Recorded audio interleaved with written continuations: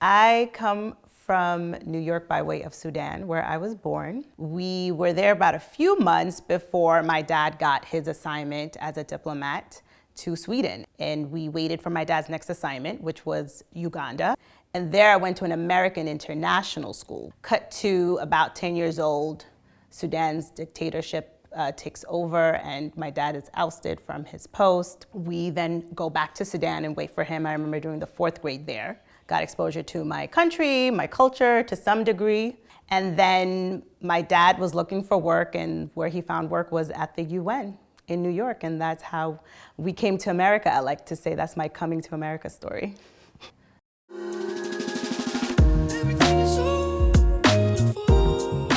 My name is Walla Elsheikh. I am the co-founder and CEO of Birthright Africa.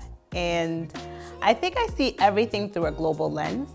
I don't really identify just one place as home. Of course, I've grown up in New York mostly, so that's where I say I'm from, but I grew up in so many other places of the world, and having had multicultural, that just defines me in a lot of ways. As a third cultured kid, that's literally what it is. You have to create this third culture because you're not where you're from by itself, and you're not where you're currently living. So for me, I'm not just Sudanese and I'm not just American. What is being Sudanese American? It's a constant reconciliation, and you literally come up with this third culture.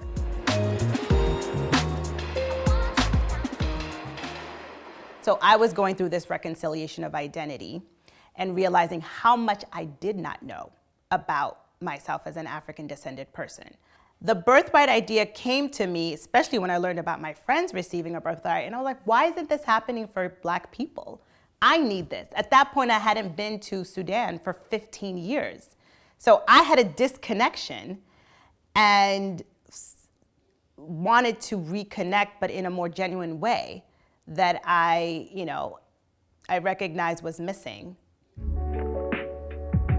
What we're looking to do as Birthright Africa, as an umbrella organization, we're actually serving as that matching middle point where we have our partners building their birthright programs, leveraging our technical expertise to implement what we know will have impact. And we're just a conduit for connecting you to those programs, whether they be in your community or somewhere else in the United States, and eventually around the world. The idea is to go global and have the entire global African diaspora connect to its heritage, where it's from, and also all the way back to the continent.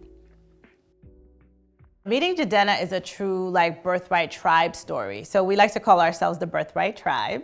And he was an artist that my sister got to work with, and she mentioned that I had started Birthright Africa, just in conversation, knowing who he is and how much he reps for his Nigerian American identity. And it blew him away because it turned out he and his group of friends were looking to start Birthright Africa too. And so naturally, she made the introduction, and we've been collaborating ever since then. He's been working behind the scenes a bit. And now this year, we're really proud to have announced him officially as an executive board member. Being on Fulton Street, I actually see a lot of Africa in Fulton Street. When I am, especially that cut between Franklin Ave going further down, I literally remember one time driving down the street, I had to take a video of it. I was just like, this is so Africa. I have to take this video and send it to someone in Ghana or something to help them understand that we have our pockets that are still very much like the motherland. I don't like spicy food. Jollof rice is very spicy, but I really can't tell the difference. And so I'm actually going to not fall into this trap so I can keep my cred with my Nigerians, my Ghanaians, my Senegalese. I hear that they may have actually created jollof, so I think we should just go with the originators if that's the case. Now I'm really proud to say that I will be going for my first 3 months in a row to live in Ghana, where I'll be getting married to a Ghanaian and starting my bicontinental life, which is so exciting. And with that, it brings me to the place where my work also is relevant for Birthright Africa. I'll be able to build relationships and more partnerships. And of course, we just want Birthright Africa to be a household name everywhere, which means we have made this impact and are able to raise the kinds of funds that will allow us to do this for generations to come, to ultimately reduce and eliminate the leadership and wealth gaps that are there for us as African descended people right now.